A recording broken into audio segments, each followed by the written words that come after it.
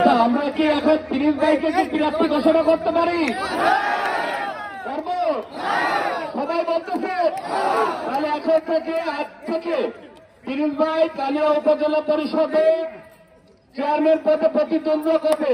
আপনারা সবাই দোয়া করবেন।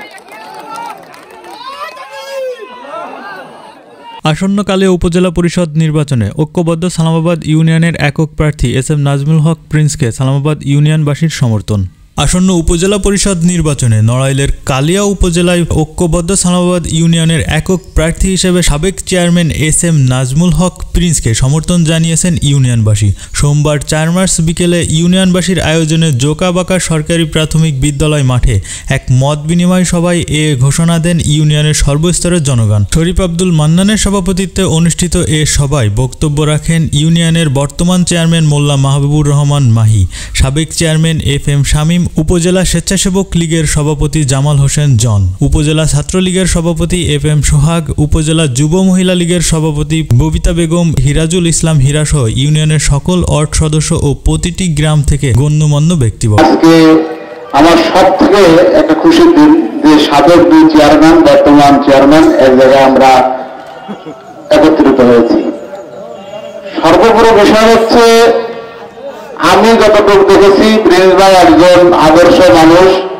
এ সময় বক্তারা বলেন, উপজেলার উন্নয়নে এস.এম. নাজমুল হক প্রিন্স একজন যোগ্য প্রার্থী। ঐক্যবদ্ধ ইউনিয়নবাসী একক প্রার্থী হিসেবে নাজমুল হক প্রিন্সের পাশে থাকলে জয় সুনিশ্চিত।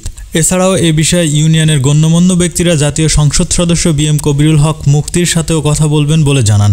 এ সময় ইউনিয়নের বিভিন্ন গ্রাম থেকে আসা সকল শ্রেণী পেশার মানুষ তাদের সাথে একমত পোষণ করেন।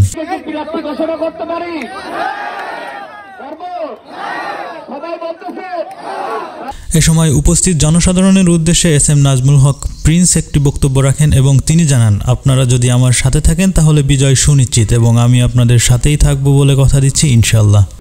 আপনারা যদি না করেন আমি ইচ্ছুক না।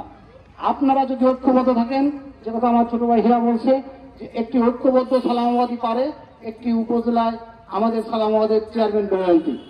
এখন আমার কাছে এখানে যারা সামনে উপস্থিত সবাই যদি আজকে আপনারা চিন্তা করেন যে হ্যাঁ আমরা প্রিন্স ভাইয়ের সাথে কাঁধে কাঁধ মিলে থাকবো।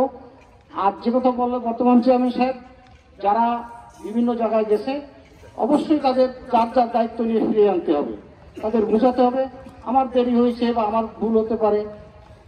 তাহলে এখন আপনারা যদি সেইভাবে সিদ্ধান্ত নেন তাহলে আমার বক্তব্য হচ্ছে যে আপনারা এই মাঠের থেকে আপনারা সিদ্ধান্ত নেবেন ও সিদ্ধান্ত নিয়ে আমাকে নিয়ে যেভাবে সামনের দিকে এগোনো যায় সেই পথে সেইভাবে আপনারা এগোবেন। আর আমি এই ইউনিয়নের বাইরে যে আমাকে